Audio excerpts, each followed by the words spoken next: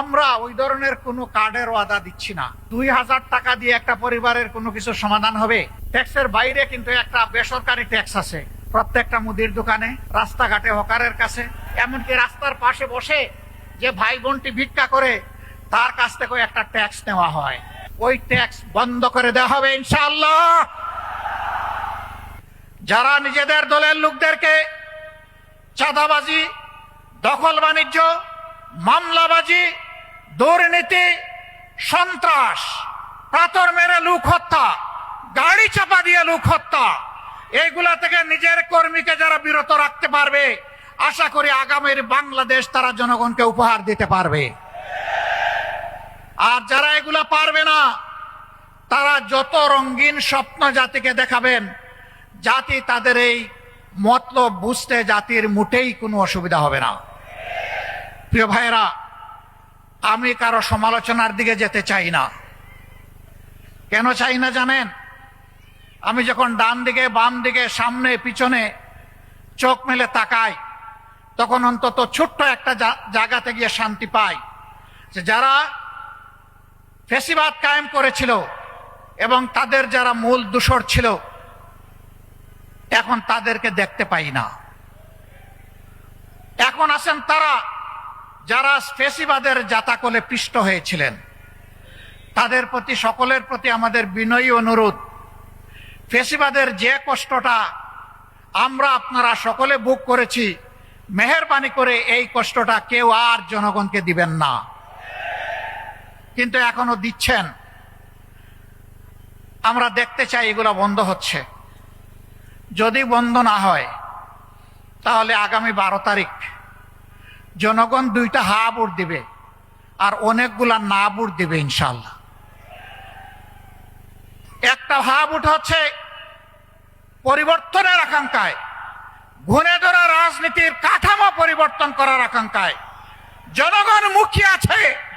এই জন্য জনগণ গণভোটে হা বলবে ইনশাআল্লাহ। আপনারা কি হা ভোটের পক্ষে লড়াই করে যাবেন? দ্বিতীয় হা হচ্ছে দেশের সার্বভৌমত্ব এবং স্বাধীনতা। শিশু থেকে আবাল বৃদ্ধ বনিতা, মা বোন থেকে শুরু করে ভাই ভাতিজা সবাই, সকলের অধিকার প্রতিষ্ঠিত করার অঙ্গীকার নিয়ে রাস্তায় নেমেছে, মাঠে এসেছে। নির্বাচনী মাঠে 10 দলীয় সমঝোতার জোট। এই 10 দলকে বিজয়ী করার মানে হচ্ছে আধিপত্যবাদের বিরুদ্ধে হা ভোট।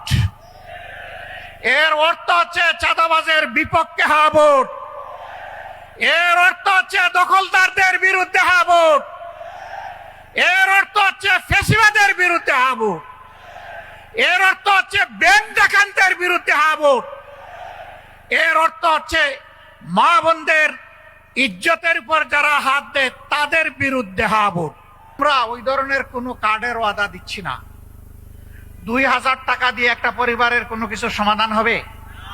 আর আমার ভাই নাহিদ ইসলাম বলেছে তাতে আবার ভাগ বসিয়ে দেওয়া হবে। খাজনা আগে, তারপরে অন্যটা। 2000-এর 1000 আমার খাজনা, আমাকে আগে দাও, তারপরে তোমারটা তুমি বুঝে নাও। তাও না,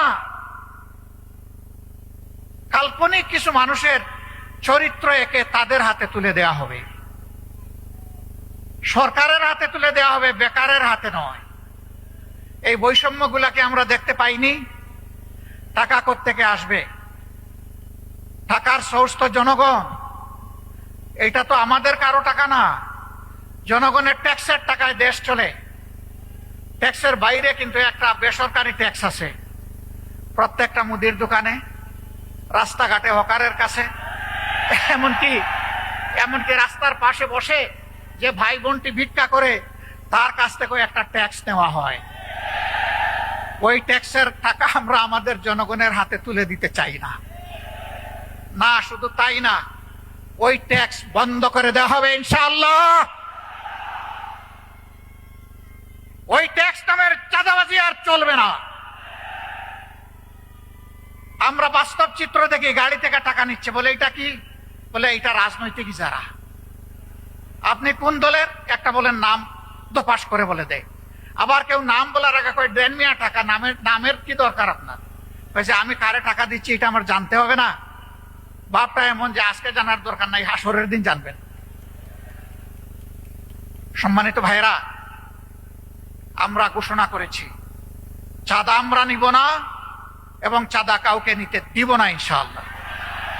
আমরা বলেছি দুর্নীতি আমরা করব না এবং দুর্নীতি কাউকে করতেও দেব না। আমরা বলেছি ইনসাফ প্রত্যেকের জন্য জাতি ধর্ম দল নির্বিশেষে নিশ্চিত করা হবে। ইনসাফ এখন থেকে আর টাকা মূল্যে বিক্রি করা হবে না।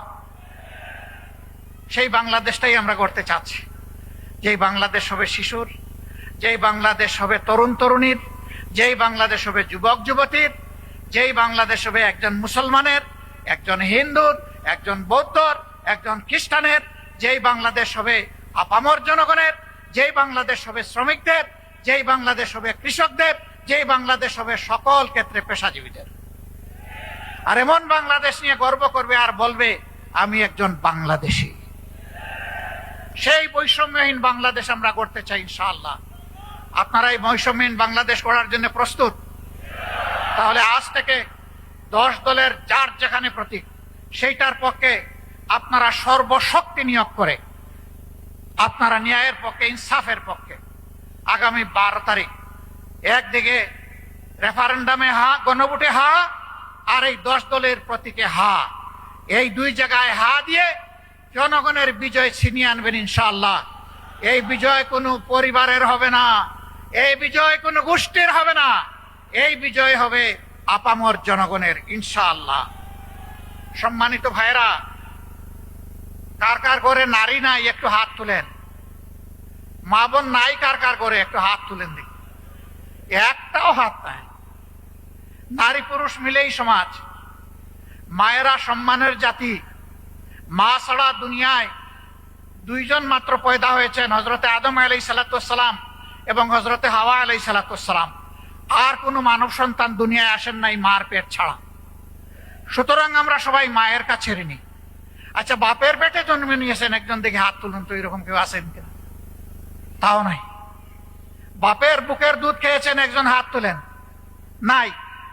তাহলে এই দুই জায়গায় মারা অনন্যা, তাদের কোনো তুলনা নাই, তারা অতুলনীয়। আমরা সেই মাদেরকে সম্মানের জায়গায় রাখতে চাই। কর্মক্ষেত্রে তারা সম্মানের সাথে ইনশাআল্লাহ তারা তাদের দায়িত্ব পালন করবেন। সেই ক্ষেত্রে তাদের শতভাগ নিরাপত্তা নিশ্চিত করা হবে। রাস্তাঘাটে চলাফেরায় আমরা তাদের নিরাপত্তা নিশ্চিতে অঙ্গীকারবদ্ধ। তার জন্য যা করা দরকার, আল্লাহ যদি তার মেহেরবানিতে জনগণের বুঠে আমাদেরকে নির্বাচিত করে সরকার গঠনের সুযোগ দেন, তাহলে আমরা তার সব কিছু করব ইনশাআল্লাহ।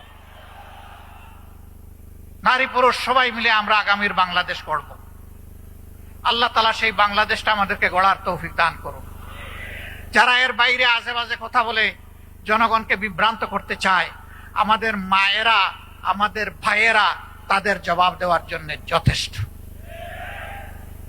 আমরা কিছু বন্ধুদেরকে বলতে চাই, মেহেরবানি করে মাদের ইজ্জত নিয়ে কখনো টান দিবেন না, তাহলে আগুন জ্বলবে। কিন্তু সব সহ্য করব, মাদের ইজ্জতের ব্যাপারে বরদাস্ত করব না।